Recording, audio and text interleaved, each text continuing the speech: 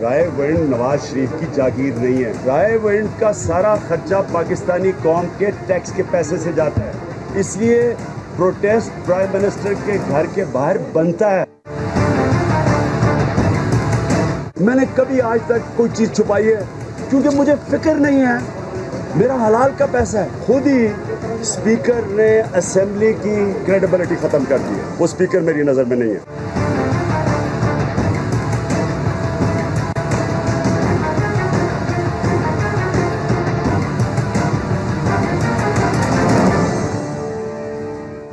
अस्सलाम वालेकुम नाज़रीन, good evening. You watching the other side, I am Leena Shigri. नाज़रीन, इस हफ्ते एक रियल क्विक स्नैपशॉट आपको देती चलूं, जहां पर यौम दिफा के मौके पे चीफ ऑफ आर्मी स्टाफ ने कहा कि दुश्मन जो है वो सुन ले, पाकिस्तान मजबूत था, नाकाबिले तस्खीर हो चुका है, दोस्ती निभाना जानते हैं और दुश्मनी का कर्ज उतारना भी जानते हैं। सीपैक में किसी को रुकावट नहीं डालने देंगे। साथ साथ वो ये भी कहते हैं कि दहशतगर्दी के खिलाफ ऑपरेशन में तमाम तयशुदा अहदाफ हासिल कर रही हैं, लेकिन नैब पर उसकी रूह के मुताबिक अमल दरामद किया जाना चाहिए। साथ साथ उन्होंने सिस्टम में रिफॉर्म्स के हवाले से भी जोर दिया कि सिस्टम में इस्लाहात बड़ी ज़रूरी हैं, लाने की ज़रूरत है। इसके साथ साथ ही कुछ जो हमें एक रैपिड फायर राउंड नज़र आता है, जो स्टेटमेंट्स का हमें एक क्लैश नज़र आता है, कुछ ऑपोजिशन की जानिब से आप सुन ही रहे थे, और उसके रिस्पांस में फिर वज़ीर आज़म चित्राल का दौरा करते हैं बड़े हंगामी बुनियादों पे, वहाँ पर जाके ऐलानात करते हैं, तरक्याती मंसूबों का ऐलान करते हैं, और फिर वो कहते हैं कि मैं 2018 में इलेक्ट होके फिर मैं आऊँगा 2018 में और आके आपसे मिलूँगा। साथ साथ हम ये भी देखते हैं कि खुर्शीद शाह साहब जो अपोजिशन लीडर हैं कौमी असम्बली में, वो कहते हैं कि कौन सी जमहूरियत, कौन सा आइन, मुल्क में बादशाहत है।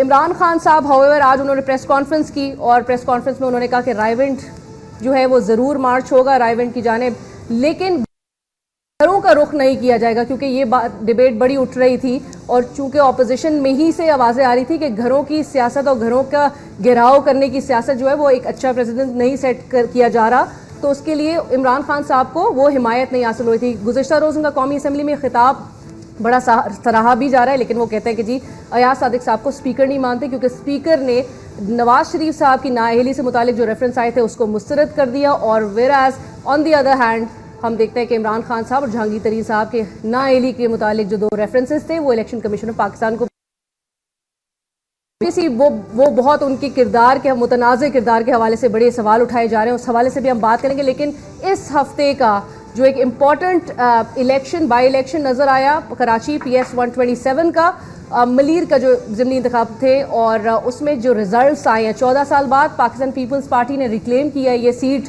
और जो दावे किए जा रहे थे 6 सितंबर को पाकिस्तान तहरीक इंसाफ ने भी कराची में जलसा किया, इमरान खान साहब ने के जलसे के कुछ मनाजिर आपने स्क्रीन्स पे भी देखे, और फिर MQM ने भी काफ़ी कुछ उसके रद्द अमल में जलसे को जलसी भी कहा और बड़ा कुछ दावा भी किया।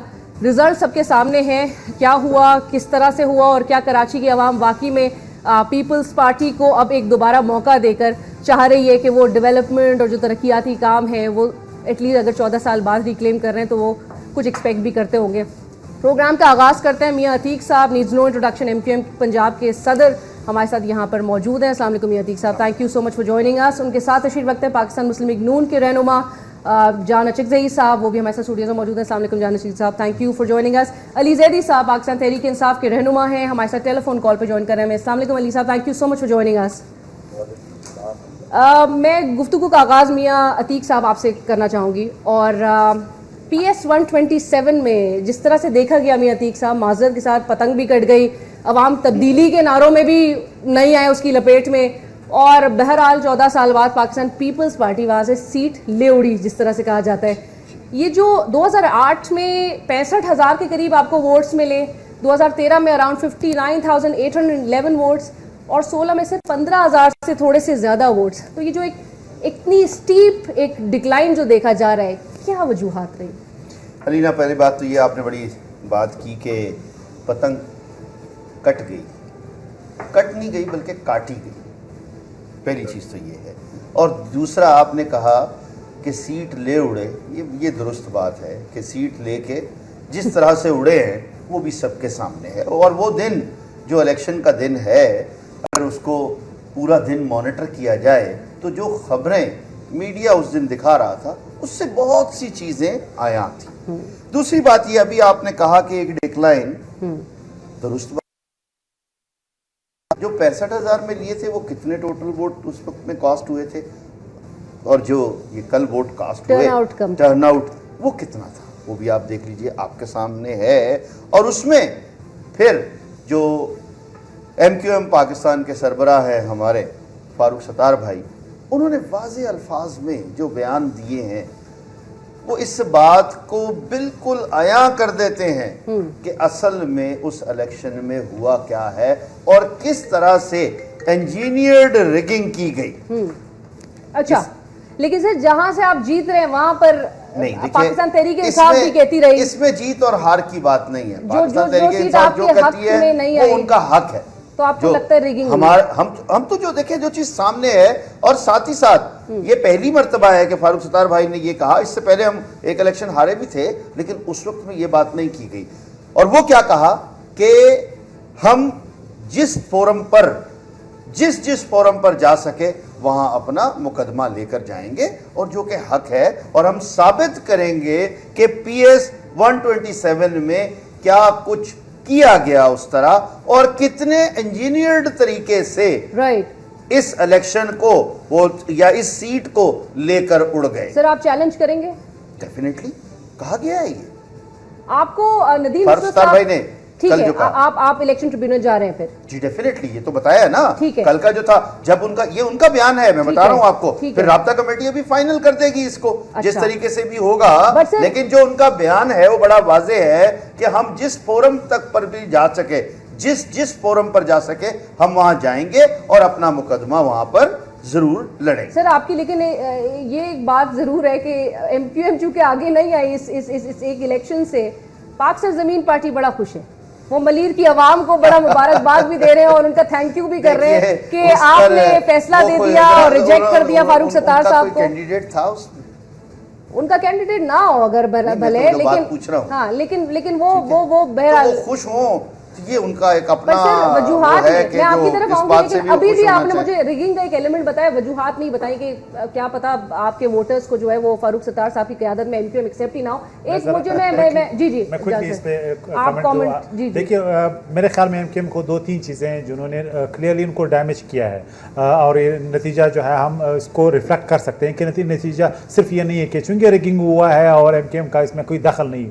MQM के रेपुटेशन को नुकसान हुआ है, उनके बानी ने जो पाकिस्तान के ख़िलाफ़ बातें की हैं, उससे आम कराची के आवाम में जो है वो एक मायूसी फैली है और मुहिब वतन पाकिस्तानी हैं। फिर दूसरी बात ये कि MQM की वो गिरफ्त कराची पे नहीं रही जो माजी में थी, जो कहा जा रहा था कि मिलिटेंट विंग जो है वो मेक श्योर करता है कि रिगिंग जिस तरह मुनज़्ज़म तरीके से कराची में हुआ करती थी, अब वो नहीं रही। खुद अभी आपने देखा होगा रिपोर्ट्स 46 में रिगिंग थी, रिपोर्ट रेंजर आगे NA-245 में रिगिंग थी। फिर तीसरी अहम बात ये कि तीसरी बात, फिर आखिरी बात ये कि बता देंगे आपकी आखिरी बात से पहले, आज MQM जो है, MQM के तमाम रहनुमा वजीर आजम से वक्त मांगते रहे, वजीर आजम ने वो सुनी नहीं बात, तो खालिद मकबूल सिद्दीकी साहब ने कहा कि भाई ऐसे ही अगर माहौल चला तो फिर मसाइल कैसे हल? आप तो एक तरफ सुन नहीं रहे, फिर आप मशवरा दे रहे हैं। पहली बात ये कि मैं तो सिर्फ ये कह रहा था कि 127 ने क्या रिफ्लेक्ट किया, कौन सी रियलिटीज़ हैं। तो MQM को लाजमी बात है अपना जो MA साहब हवाले से बड़ा काम करना है। इंडिया के एलिगेशंस उन पे लगे हैं सीरियसली, ये एक ऐसी चीज़ें हैं जिनका मदावा MQM पाकिस्तान ने करना है, और ये अभी तक अंडर ऑब्जर्वेशन है और उन्हें साबित करना है कि 22 अगस्त के बाद लोगों ने समझा कि MQM की कश्ती रुक गई है, लेकिन कारकुनान के जज्बे ने इस कश्ती को फिर चला दिया। लेकिन 127 में तो नजर नहीं आ रहा ये कश्ती, तो लाज़मी बात है। अली ज़ैदी साहब क्या कहेंगे सर, ये PS 127 की का रिजल्ट जो है वो क्या रिफ्लेक्ट कर रहा है? मियां अतीक साहब ने NA-246 का भी हवाला दिया, आप कराची की डायनामिक्स को बहुत अच्छी तरह समझते हैं जी। अलीना अस्सलाम वालेकुम। पहले मैं थोड़ा सा आपको ब्रीफ कर दूं कि जो मेरे दोनों दोस्त बैठे हैं वहाँ पे, जगरई साहब भी और मियां अतीक साहब भी, इत्तेफाक से दोनों का ताल्लुक एक्चुअली कराची से नहीं है। तो जरा पहले 127 कराची के, इन्होंने किस बेसिस पे कह दिया ताल्लुक नहीं है, जरा ये पूछ लीजिए। आपका ताल्लुक कराची से नहीं है, आपका तो ताल्लुक पंजाब से है। भाई आप ताल्लुक किसको कहते हैं, जरा ये बताइए। मैं ताल्लुक कहता हूँ जहाँ जो रहता है, जरा थोड़ा सा ख्याल कीजिए आपके बारे में। ताल्लुक मैं 32 साल से कारोबार कर रहा हूँ कराची में, जाइए जाके टिम्बर मार्केट कराची से पूछिए, हाजी कैंप वालों से पूछिए, जहाँ कभी आप खुद गए भी नहीं होंगे, उस रोड से गुजरे भी नहीं होंगे। सो प्लीज आप अपने मामला जो है वो अपने तक रखिए, ताल्लुक पे मत। इनकी बारी में मैं नहीं बोला था, इनको बोलने नहीं, ये बारी में नहीं, ये जवाब देना बनता है, इसमें बारी जवाब की बारी है, है। आप जवाब दीजिएगा, फिर मैं आपको जवाब दूंगा। मियां साहब, आप पंजाब के सदर हैं एमक्यूएम के, कराची के नहीं है, आपको नहीं पता। पंजाब तो का सदर अपनी बारी यार, वो आप ठेकेदार हो सब चीज के, आपको पता है और किसी को कोई चीज का आप पता मुझे बात नहीं तो है। करने दें, आपको तो ये नहीं पता। बात क्या करने दूंगा, आपकी बात तो बात जैसी होगी तो होगी ना। आप तो आपको तो मुझे ये समझ में नहीं आता। मैंने आपसे बात ही नहीं की, मैंने कहा आपका ताल्लुक कराची से नहीं, आप पंजाब के सदर एमक्यूएम के। भाई सदर होना एक अलग चीज है। अच्छा अली जैदी साहब, हम डिस्कशन का बिल्कुल जी नॉनसेंस। 127 जो है ये 2002 में आखिरी दफा पीपल्स पार्टी ने जीती थी। 127 में 65% कॉन्स्टिट्यूएंसी जो है वो रूरल है, जहां सिंधी और बलोच वोट है। अबाउट 35% कॉन्स्टिट्यूएंसी का अर्बन है, जहां पे उर्दू स्पीकिंग वोट भी है, पठान वोट भी है, जहां पे मलकीर कैंट का इलाका है जहां 40,000 वोटर रजिस्टर्ड है। टोटल 2,60,000 वोटर है, 21% सिर्फ पोलिंग हुई है। और लोगों ने जो रूरल इलाके थे वहां से वोट सारा पीपल्स पार्टी को पड़ा। दूसरी बात ये हुई कि एमक्यूएम, ये भी एक दिन देखना था, अलमिया ये भी एक दिन देखना था तमाशा कि एमक्यूएम कह रही है माशाल्लाह, माने पहली दफा अगर ठप्पा रोक, और इन्हें 246 में भी रेंजर ने ठप्पा रोका था और एमक्यूएम जीती थी। और मैंने मुबारकबाद को प्रेस कॉन्फ्रेंस करके कि बहुत साफ इलेक्शन को हम हार गए, आपको मुबारक हो। ये बात अगर पूरी करने थे तो उनको मैं बात करने दूं ना। दूसरे इलेक्शन में ठप्पा नहीं लगा, ये जीत गया, बिस्मिल्लाह। लोकल बॉडी हुआ, ठप्पा लगा, इलेक्शन साफ नहीं हुए। जहां ये जीते मैं वहां देता हूं उनको साफ और शफाफ, वहां नहीं कर सकी रेंजर्स, क्योंकि 14,500 के पोलिंग स्टेशन में 8,000 की नफरी नहीं रोक सकती थी। खैर, तो ये इस कॉन्स्टिट्यूएंसी की डायनामिक्स है। ठप्पा रुक गया और पोलिंग परसेंटेज बहुत कम थी, तो पता चल गया कि, और बाय इलेक्शन कभी भी आप याद रखिएगा, कोई भी जीत जाए, यूजुअली जीतती ही बाय इलेक्शन हुक्मरान जमात है, लेकिन by election does not reflect कि ये किधर जा रही है पूरी माने वेव किस तरह बनेगी जनरल इलेक्शन। तो अगर पीपल्स पार्टी जीत गई बाय इलेक्शन, मुबारक हो जी उनको। ये मुझे पता है कि ठप्पा नहीं लगा इलेक्शन में, क्योंकि हमारे आपके लोग भी वहां थे, हमें सर 5.5 पाकिस्तान तहरीक इंसाफ तो कहीं नहीं नजर आ रही, हमें 6,000 वोट मिले, ठीक है, it's fine, you have to work harder next time, इसमें कोई ऐसी कोई बात नहीं है। सर ये रिजल्ट के बाद रियलाइज किया है, ये पहले रियलाइजेशन हो चुकी है कि जी आपको काम बड़ा ज्यादा करना है? काम तो करना, काम तो जो पार्टी सदारत हुक्मरानी कर रही है उसको भी करना है, काम तो करना ही होता है पॉलिटिक्स में। अगर आप अच्छे हैं आपको उससे और अच्छा बनना होता है, आप और अच्छे हो जाए उससे आपको और बहुत अच्छा बनना होता है। I mean there is no perfect thing, Allah की जात के अलावा तो कोई चीज भी परफेक्ट नहीं है। सो आपको हमेशा बेहतरी की तरफ जाना है, हम और काम करेंगे, कोई बात नहीं, एज लॉन्ग एज इलेक्शन साफ और शफाफ हो जाए, बाकी हार जीत तो इसका हिस्सा है। Sir but I remember Karachi वालों ने 2013 के इलेक्शंस में आप पर बड़ा ट्रस्ट किया पाकिस्तान तहरीक इंसाफ में। फैसल वाउडा साहब ने कहा कि जी पर्सनल कैपेसिटी में काम कर रहे हैं, तो ये क्या पर्सनल कैपेसिटी में ही अब ये चीजें आगे बढ़ाई जाएंगी? ये 2013 अलग है और फैसल वाडा का मामला अलग है। आप इन दोनों को किस 2013 का जनरल इलेक्शन था, जनरल इलेक्शन में तो एक वेव पूरी बनती है, हर पार्टी अपनी वेव बनाती है और उसके हिसाब से चलता है। जहां तक फैसल वाडा की आपने बात की, पब्लिकली ऑफिशियली पीटीआई ने उसको उनके उस सिद्धांत को जो रोड बंद की डिसोन किया, मैंने भी डिसोन किया, उसका कोई पीटीआई से ताल्लुक नहीं था, वो उन्होंने खुद एक किया जिसकी मैं मजम्मत भी करता हूं। बट सर पर्सनल कैपेसिटी में करने की नौबत क्यों आ रही है? पार्टी पूरी एज अ होल क्यों नहीं चल रही? ये आप फैसल वाडा से पूछिए कि क्यों आ रही है। आप पाकिस्तान तहरीक इंसाफ का हिस्सा हैं। मैं क्योंकि फैसल वाडा ने पाकिस्तान तहरीक इंसाफ के बैनर के अंदर ना नाम के अंदर किया था, एक उन्होंने खुद इनिशिएटिव लेके वो कोशिश की करने की, जिसकी मैं समझता हूँ कि गलत किया उन्होंने। और पार्टी का भी मौकफ ये है, उनको कोई रोड नहीं बंद करनी चाहिए। अगर रैली निकलती है या एहतजाज होता है, वो पहले इन्फॉर्म करते हैं कि कहां से रैली जाएगी। एब्सोल्युटली सर, ये जो पर्सनल कैपेसिटी की, क्योंकि वो एक एटमॉस्फेयर चला हुआ है। आपने चीफ ऑफ आर्मी स्टाफ को भी जो खत लिखा वो भी पर्सनल कैपेसिटी में परहैप्स आपने लिखा। मेरे चीफ ऑफ आर्मी स्टाफ को खत पे मैंने उनको दावत तो नहीं दी, उनको तो मैंने कहा कि भाई मैं तो रॉ से नहीं ले सकता। मैंने उनको ये क्या लिखा, अगर खत लिखने से, मेरे खत लिखने से क्या रोड ब्लॉक हो गई या फ्लाइट मिस हो गई? सर मैं आपसे सिर्फ एक सवाल, एक छोटा सा एक सादा सा सवाल है, पार्टी का मौकफ तो नहीं हुआ ना फिर वो? ये पार्टी मैंने तो शुरू ही लेटर, मैंने चीफ जस्टिस को भी खत लिखा, पर्सनल कैपेसिटी मैंने मेरे लेटर शुरू ही होता है, I am writing to you as a citizen of Pakistan irrespective of membership that I might have. But sir, don't you think that might be one of the reasons कि जी vote bank आपका मुतासिर हो रहा है पर्सनल कैपेसिटी में? मेरे खत से अगर वोट बैंक मुतासिर होने लगा आपके खत से नहीं सर, मतलब पर्सनल कैपेसिटी में चीजें party on the whole as a whole चलती है, एज अ टीम चलती है। मेरी बात साहब देखिए, जैदी साहब मेरे भाई हैं, लेकिन पीटीआई कोई जैदी साहब मुझे बोलने दें यार प्लीज। अच्छा जैदी साहब प्लीज मुझे बोलने दें। जान 5 सेकंड मेरा बोलना चाहना। अच्छा जी जैदी साहब आप कमेंट देखिए, मेरी बात सुने। ये आप पहले जमहूरियत का कॉन्सेप्ट ये होता है कि यू एक्चुअली डोनाल्ड ट्रंप जो है वो कह रहा है मुसलमानों का अमेरिका में बैन, वो रिपब्लिकन पार्टी का प्रेसिडेंशियल कैंडिडेट है, तो क्या रिपब्लिकन पार्टी कह रही? आप इसको ये आप लोग समझते हैं कि पाकिस्तान कॉन्सेप्ट आना राइट जैदी साहब मेरे भाई हैं, लेकिन पीटीआई कोई पार्टी नहीं है, ये एक फैन क्लब है, इसमें आप 5 से ज्यादा ग्रुप बन चुके हैं। आप इत्तेफाक ना करें। अब देखना ये कि बाकी ग्रुप्स जो हैं वो कब अपना जुलूस निकालेंगे जाती कैपेसिटी में। ये कौन सी बात है जाती कैपेसिटी में? अगर मैं जाके कल कुछ करूंगा लोग तो मुझे पीएमएलओ ट्रीट करेंगे। ये कोई जाती, जब आप लीडर बन जाते हैं, एक पार्टी को रिप्रेजेंट कर रहे हैं, आपकी कोई जाती कैपेसिटी नहीं होती। असल में इनकी ग्रुपिंग की वजह से इंटरनल फाइटिंग है, रिफ्ट्स हैं, आप सबको मालूम है, और मीडिया में भी रिपोर्ट्स आ रही हैं। खुद उनकी पीटीआई के साहब तो आपके ऊपर उंगली उठा रहे हैं कि जी ये बादशाह है, ये जो कौन सी जमहूरियत है, कौन सी 18 एमएनए जो है वो प्रेस कॉन्फ्रेंस करते हैं, 24 एमपीएस जो है अपने वज़ीर-ए-आला पे इल्जाम लगाते हैं। तो मेरे ख्याल में पीटीआई इन्हें जो है अपने हाउस का ऑर्डर करना है।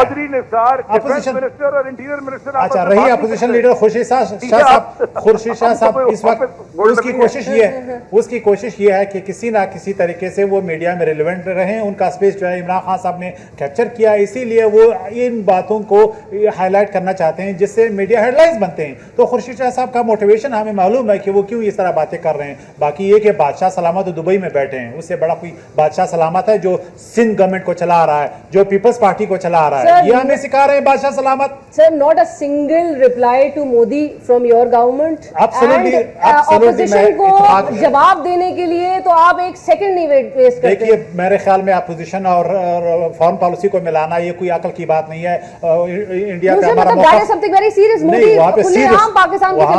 सीरियसली वहां पे हमारा मौक़िफ़ सबके सामने, अगर आप चाहती हैं मैं रिपीट करना हूं, लेकिन अपोजिशन के खिलाफ बात करना क्या हमारा हक नहीं है? उस सुबह शाम हमें हमारी बेइज्जती करते रहे, हमारे कपड़े उतारे, और हमें कुछ बोलने का हक नहीं है क्योंकि ये अपोजिशन ये आसमान से आई है। आप क्यों तो पेट्रोनाइज्म कर रहे हैं इस अपोजिशन को? क्या ये कौन सी अपोजिशन है? इनकी पहली बात ये कि 2 अपोजिशन की हम बात कर रहे हैं। पीपल्स पार्टी जिनका रवैया बड़ा मॉडरेट है, ये तो ऐसे अपोजिशन है ना इनके अखलाकियात पे यकीन रखते हैं, ना ये आता कि लोगों के घरों तक भी जाने के लिए तैयार होते हैं, जहां पे खुद प्राइम मिनिस्टर साहब की एक बूढ़ी माँ वहां पे बैठी होगी। ये अखलाकियात की बात है, आप इस अपोजिशन की बात कर रहे हैं। ये खान साहब ने तो सियासत में अखलाकियात की धज्जियां उड़ा दी हैं, आप इस अपोजिशन की बात कर रहे हैं। और फिर भी हमें कोई कह रहे हैं चैलेंज नहीं करना है, आपने इमरान खान साहब की हिपोक्रेसी को एक्सपोज नहीं करना है। मिसेस गोल्डस्मिथ के घर के बाहर पीएमएलओ की कोई पॉलिसी नहीं है। अगर एक इंडिविजुअल किसी भी हवाले से पीएमएलओ के अटैक की कोई काम यहाँ पे, तो खान साहब खुद ऐलान कर रहे हैं कि मैं रायबंद जा रहा हूँ। वहां पे नवाज शरीफ साहब गए थे क्या? सर रायबंद जमाइमा के घर नवाज शरीफ साहब गए थे या पीएमएलओ का कोई लीडर गया था? रायबंद को आप जो है जमाइमा के घर से आप कंपेयर कर रहे हैं।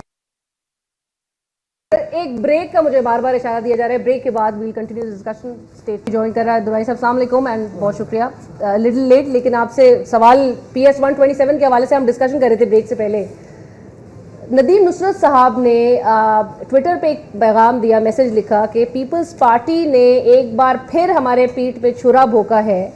आसिफ जरदारी साहब के साथ फारूक सत्तार साहब की एक रिसेंटली मीटिंग हुई जिसमें ये डिसाइड हुआ कि पीपल्स पार्टी अपना कैंडिडेट फील नहीं करेगी PS 127 पे। सर, आपने फिर धोखा दिया MQM को बकौल नदीम नुसरत साहब के। बिस्मिल्लाहिर्रहमानिर्रहीम। चाहे हम जीते चाहे MQM मियाँ साहब जीत जाए, बात एक है। इलाके में कामयाबी हो गई है और कामयाब लोगों को मुबारकबाद। अब जो भी बात सामने आ रही है, अगर हमारी अगली नशिस्त हो जाएगी फारूक सत्तार की और जनाब आसिफ जरदारी साहब की, ये गिले शिकवे करते तो आमने सामने हो जाएंगे, पीठ पीछे तो नहीं होगा। ऐसा कुछ हुआ है आपकी? मेरे कोई इल्म में नहीं है, न मियां आतिक साहब के इल्म में, न मेरे इल्म में। तो ये दोनों के इल्म में नहीं है। ये अगर सीने का जो राज है अगर अचानक बोले तो फारूक सत्तार ही बोल सकते थे, फिर नदीम नुसरत के बोलने का क्या ज़रूरत है?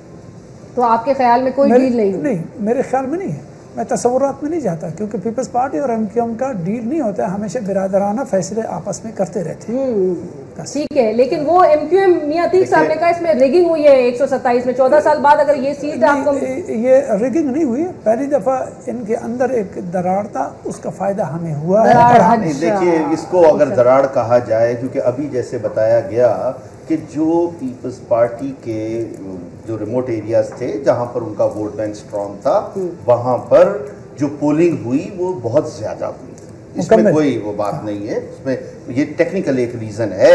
और दूसरा, ये जो अभी आपने फरमाया कि फारूक सत्तार साहब के फारूक सत्तार भाई की और आसिफ जरदारी साहब की कोई मुलाकात हुई, मेरे ख्याल में ये कहीं पर आज तक रिपोर्ट नहीं हुई कि वो गए और जाकर मुलाकात की। और बिलखसूस इस वक्त में हम जो बात कर रहे हैं और इस इलेक्शन के हवाले से भी वो MQM पाकिस्तान की बात कर रहे हैं। अब आ जाते हैं, जैसे आपने ट्विटर के बारे में कहा, तो आज ये बात आया है कि बहुत से अकाउंट्स बहुत से नामों से सोशल मीडिया में चल रहे होते हैं, उनके क्या मकासद हैं, उनको कौन चला रहा है, ये कहीं सच पर से भी साबित नहीं होता। तो इसलिए मैं ये कहूंगा कि अगर हम कोई चीज, आपसे भी रिक्वेस्ट है कि इबाम क्रिएट करने की बजाय,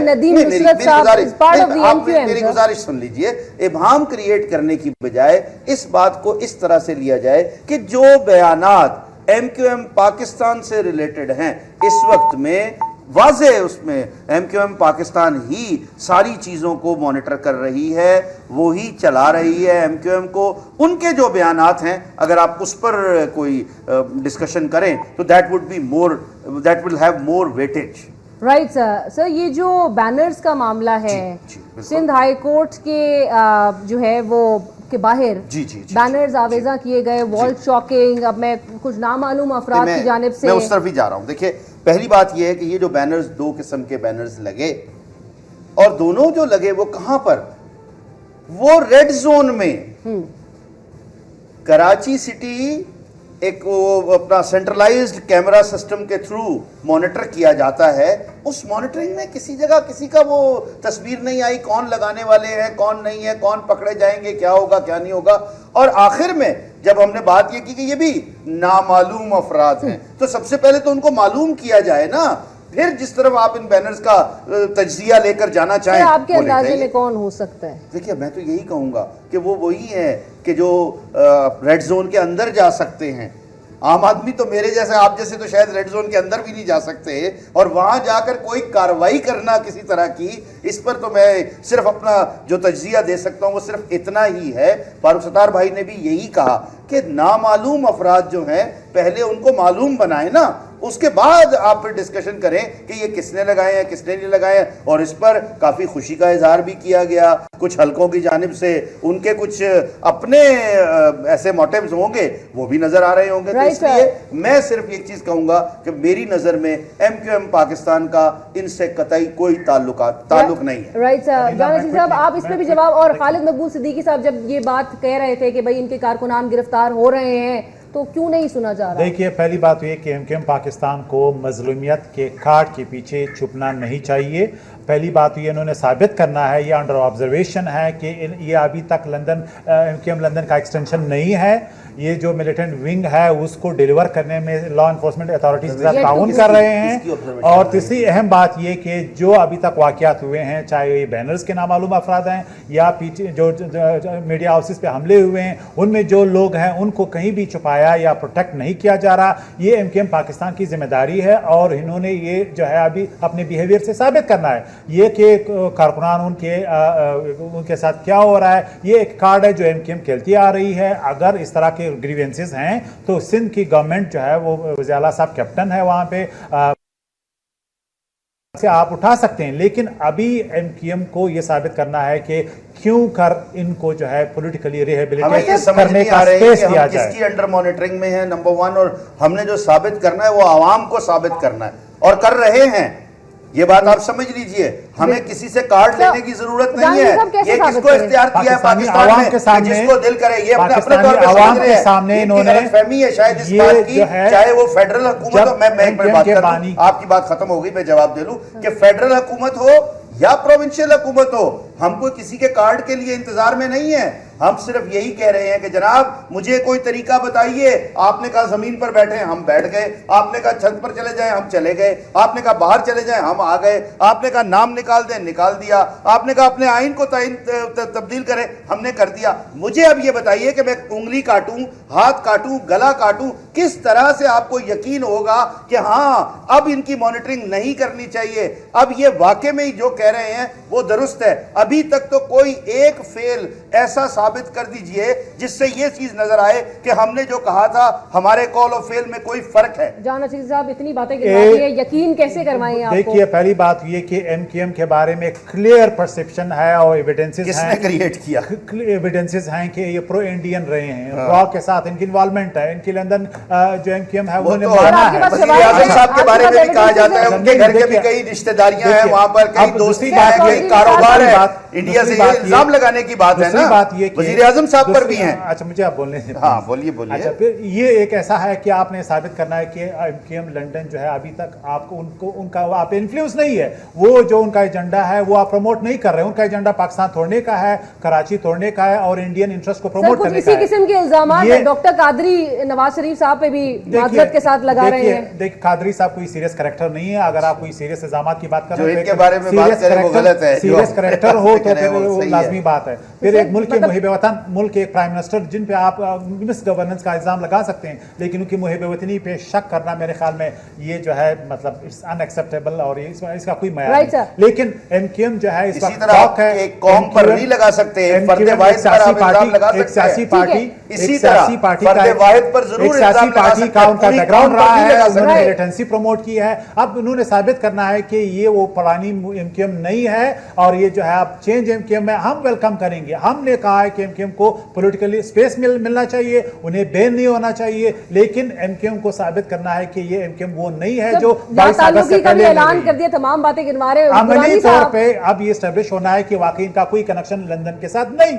ठीक है, और अब कुछ इसी किस्म की बातें मुस्लिम लीग नून के भी रहनुमा कहते हैं कि जी हम हमाकत का जवाब हिकमत से देते हैं। तो बहरहाल दुरानी साहब जो बैनर्स और वॉल चॉकिंग की बात हो रही थी, सिंध हाई कोर्ट के अहाते में सर इस तरह से वॉल चॉकिंग या बैनर्स आवेजा कर देना कौन रिस्पॉन्सिबल है सर? नामालूम अफराद क्यों कोर्ट हो रहे हैं बार बार?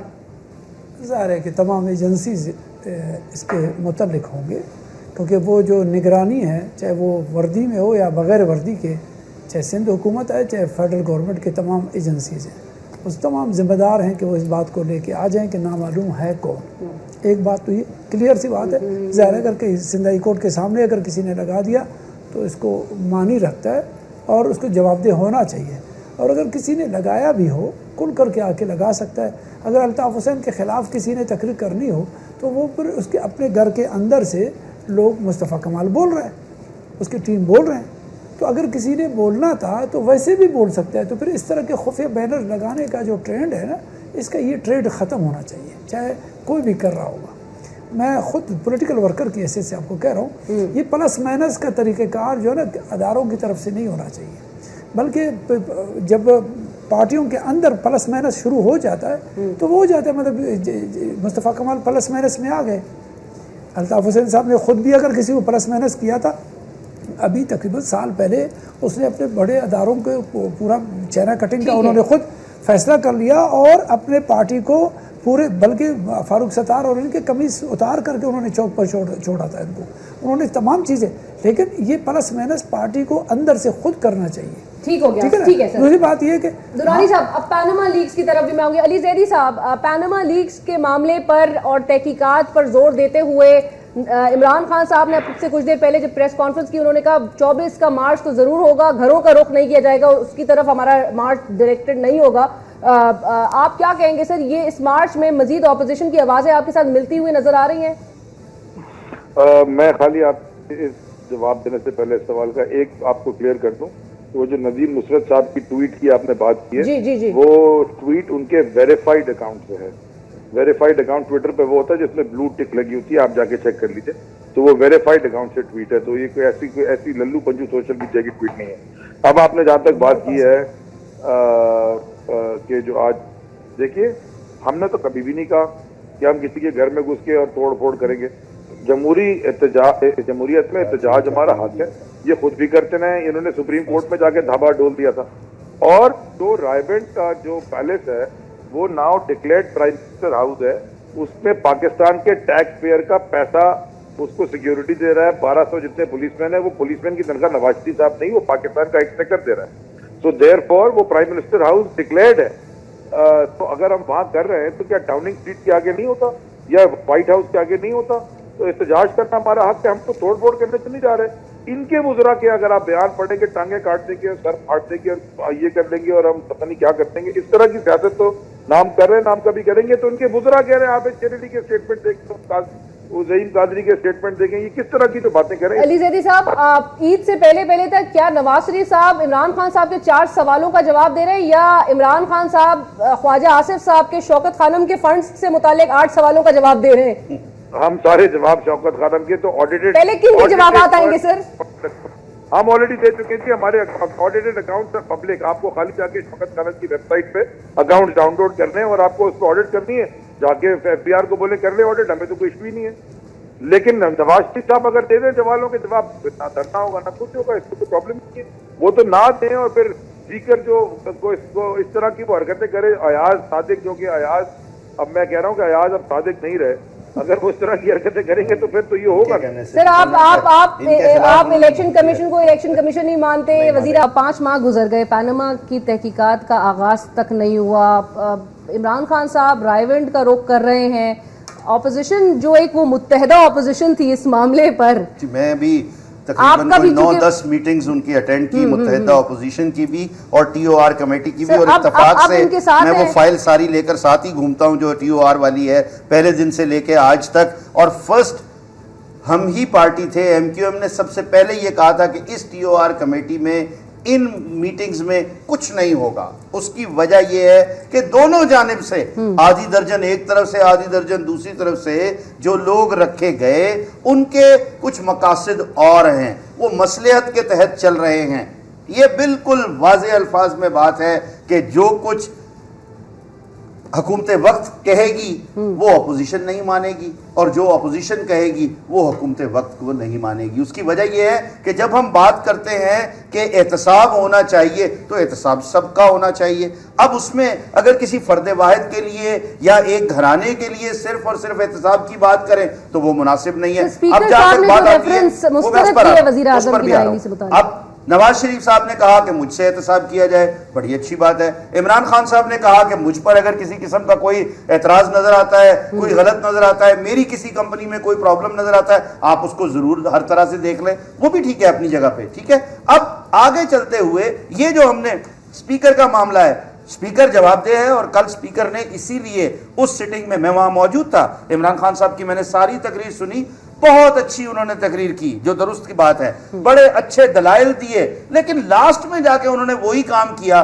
जो अक्सर वो करते हैं। मुझे नहीं समझ आई कि वो क्या वजह है कि पक्की पकाई सारी जो है उन्होंने गिरा दी। वो क्या कह के, आप देखिए, क्या ये मुमकिन है कि स्पीकर साहब सामने बैठे हों कि जी मैं इनको स्पीकर नहीं मानता और मैं इनको इनके नाम से पुकारूंगा? क्या वजह कि उन्होंने उनके खिलाफ एक जजमेंट दी, सही या गलत, ये बात की बात है। इसी तरह कल को इलेक्शन कमीशन अगर जाएगी तो वो सरदार साहब को भी फिर कहेंगे कि मैं आपको सरदार भी नहीं मानता और मैं आपका नाम भी बेहतर नहीं होता कि सारे रेफरेंसेस इमरान खान के और जहांगीर तरीन साहब के रेफरेंस समेत नवाज शरीफ साहब से मुतालिक भी रेफरेंस इलेक्शन कमीशन को, भाई मामला जवाब सुनिएगा, उसका जवाब आज भी मैं वहां मौजूद था उस वक्त में जब ये स्पीकर साहब ने उसके ऊपर पूरी वजाहत दी कि देखिए ये इस तरह से नजर आ रहे थे, इनमें ये कमियां थी, इनके साथ ये चीजें मौजूद नहीं थी, वो रेफरेंस इस तरह से नजर आ रहा था और इसलिए भेज दिया। मेरा ये कहना है कि स्पीकर का आईनी और कानूनी ये इख्तियार था जो उन्होंने किया, सही या गलत ये अलग बात है, लेकिन उस पर यह कहना कि क्योंकि ये मेरे फेवर में नहीं आया इसलिए मैं इनको नहीं मानता, ये मुनासिब नहीं। और ये वही स्पीकर हैं, ये वही स्पीकर हैं, काफी मुतनाज़ बन रहा है। ये उस वक्त भी मुतनाज़ स्पीकर क्या नहीं थे जब उन्होंने माना कि पीटीआई के एमएनएज ने इस्तीफा नहीं दिया, उनको तनख्वाह लेनी चाहिए। जब ये 2014 में ये धरना दे रहे थे, हम मेजॉरिटी एमएनएज और सेनेटर्स कह रहे थे कि आईनी तौर पर पीटीआई के लोग मुस्ताफी हो चुके हैं, स्पीकर को एक्सेप्ट करना चाहिए था। लेकिन उस वक्त स्पीकर बहुत अच्छे इंसान थे, वो बड़े गैर जानिबदार थे, क्योंकि पीटीआई के लोगों को वापस आने दिया गया, खान साहब को बनीगाला नहीं भेजा गया। काश उस वक्त हमारी जो राय थी उससे इत्तेफाक करते तो आज उन्हें ये दिन नहीं देखना पड़ा। लेकिन बहरहाल उनका राइट है, उस वक्त भी उन्होंने अपना राइट इस्तेमाल किया, आईनी और पोजीशन जो उनका है, और आज भी उन्होंने किया है। मर्जी के जजमेंट कोई भी नहीं दे सकता। मैं इख्तलाफ कर सकता हूं, आप कर सकते हैं। खान साहब कोई आसमान से नहीं उतरे हैं, ना कोई रॉयल हैं कि उनके साथ खास बर्ताव किया जाए। सुप्रीम कोर्ट ने क्या कहा था जब इन्होंने ये केस लेकर गए थे? उन्होंने कहा था फ्रीवलेस, जिसका मतलब ये कि you are wasting our time.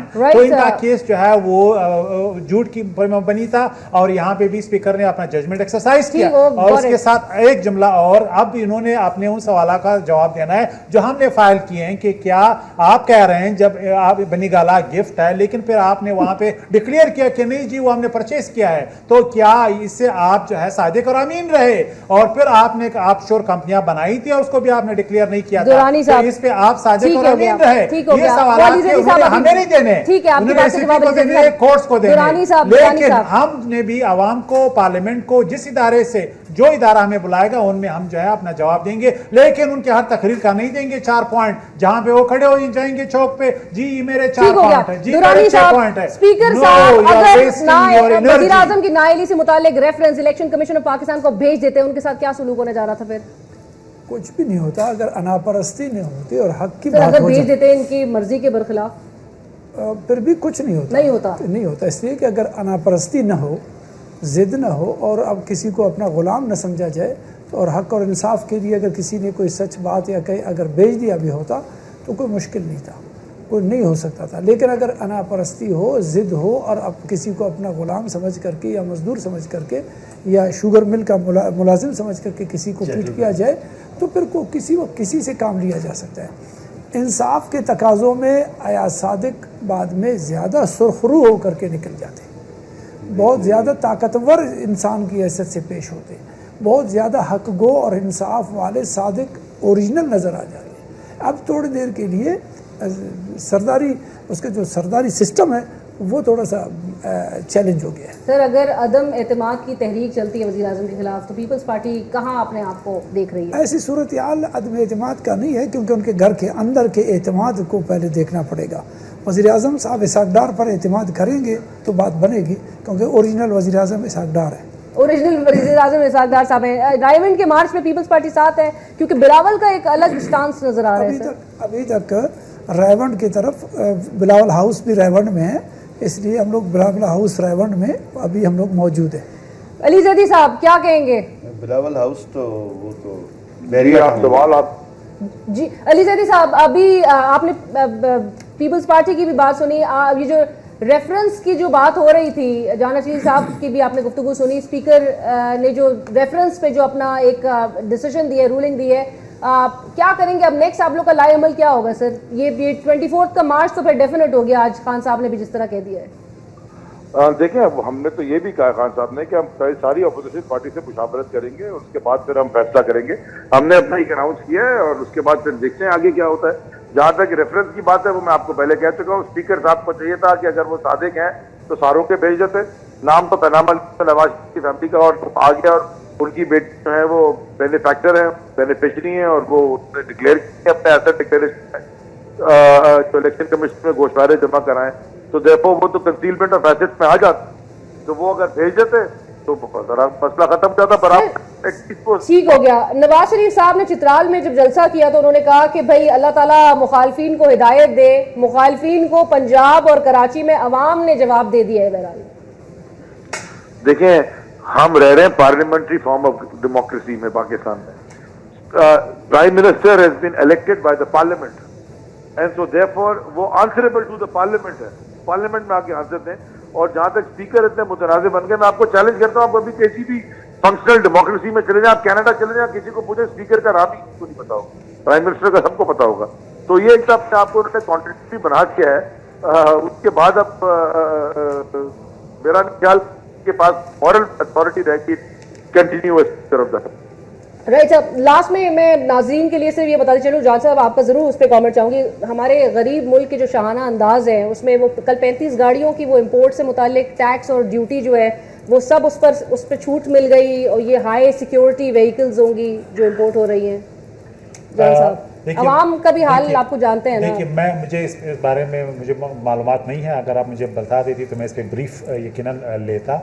मैं इस पे कमेंट नहीं कर सकता कि क्या इसके बैकग्राउंड क्या है और फैक्ट्स इसमें क्या है। आप आवाम को लोड शेडिंग से निजात दिलाने की, क्योंकि नवाज शरीफ साहब बार बार बात कर रहे हैं, आप वो आवाम को बता सकते हैं कि अब तक 3 सालों में नेशनल ग्रिड में हमने कितना मेगावाट ऐड कर दिया? हमने यकीनन वो तो जलसे में, क्योंकि हम हर वक्त नहीं जैसे नहीं, फैक्ट्स है, वो फैक्ट्स है। आप ये हमारी जान है। एक और क्वेश्चन ऐड कर दो, एक साथ आपने नहीं सवाल उसी सवाल को ऐड करो, ये आपकी तरफ से, मेरी तरफ से, कि वो बिजली का जो 6000 मेगावाट के हिसाब से फीकस के हिसाब से उन्होंने हब चौकी में जा कर के गडानी में इफ्तिताह किया वज़ीर आज़म साहब ने।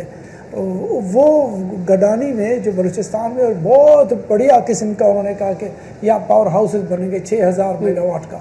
तो वो किधर गया? वो गडानी आया पाकिस्तान से शिफ्ट होकर के किसी और मुल्क में चला गया, या जावेद चकजी साहब की मिल्कियत अभी तक है। 34% जो हमारे कंज्यूमर्स हैं, वो हमारी इंडस्ट्री है, उनकी लोड शेडिंग खत्म हो चुकी है। 3,500 से ज्यादा मेगावाट बिजली उनको मिल रही है। ये बिग अचीवमेंट है एज वी स्पीक। ये नहीं कि हम लोग मनसूबे बना रहे हैं। बाकी ग्रिड में ऑन द होल मैंने आपको 3,500 का फिगर दिया। हम एक्सपेक्ट कर रहे हैं कि 2017 के मिड में तकरीबन जो है हम 7,000 से क्रॉस कर जाएंगे, जो हमारा फिगर है। और इस वक्त जो इन्वेस्टमेंट है एनर्जी का 11 अरब से ज्यादा इन्वेस्टमेंट अनलॉक हो चुका है, जो टेक ऑफ ऑलरेडी कर चुका है। और चाहे वो कराची पोर्ट कासम है, चाहे वो साइवाल प्रोजेक्ट है, चाहे वो तरबेला 4 है, 3 है। तो ये अब हमारी पिलर है हमारी मैनिफेस्टो की कि हमने एनर्जी का बहरान खत्म करना है। 0% जो है 2018 में रहेगा, ये हमारा टारगेट है। पाकिस्तान के आवाम हमारे गवाह रहेंगे। हब बलूचिस्तान पाकिस्तान के मियां मोहम्मद नवाज शरीफ वज़ीर आज़म जो इफ्तिताह किया था, उसको वो कागज़ को कौन खा गया? वो किधर चला गया? वो कौन ले गया? क्या आया? हब और गडानी बलूचिस्तान में जो 6000 मेगावाट लग रहे थे, जिसमें से चाइनीज आ चुके थे, इसमें से सब कुछ डंडोरा हो गया था। किस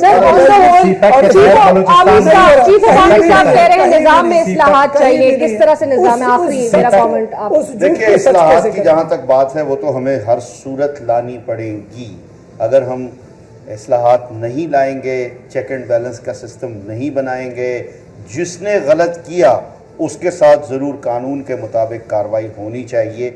जब तक हम ऐसा नहीं करेंगे तो फिर यही होगा कि जिसके जो मन में आया वो बोल दिया, जिसने जो कहा वो प्रपोजल बना दी, कल को आया उस पर कोई अमल दरामद हुआ नहीं हुआ। यहाँ तो ये बात है कि उस पर ये भी नहीं बताते कि भाई ये अमल दरामद होने की ना वजह ये है। नंदीपुर का प्रोजेक्ट आखिर किसी ना किसी को तो, जब पूरी कौम ने उसमें, या अब नीलम जेलम के लिए अब पूरी कौम पैसा दे रही है, पूरी कौम के कंट्रीब्यूशन से, हर एक घर के बिल से जो है उसका पैसा नीलम जेलम का कटता है, तो वो पैसा जा कहां रहा है? अगर वो कल को प्रोजेक्ट फ्लॉप होता है तो somebody should be रिस्पॉन्सिबल और उसके बाद उनको एहतसाब किया जाए। मिनिस्टर बलूचिस्तान डॉक्टर मालिक ने, हासिल बिजिंजो ने और वज़ीर आज़म नवाज शरीफ साहब ने, ख्वाजा आसिफ साहब ने, सबने मिल करके एक इफ्तिताह किया है।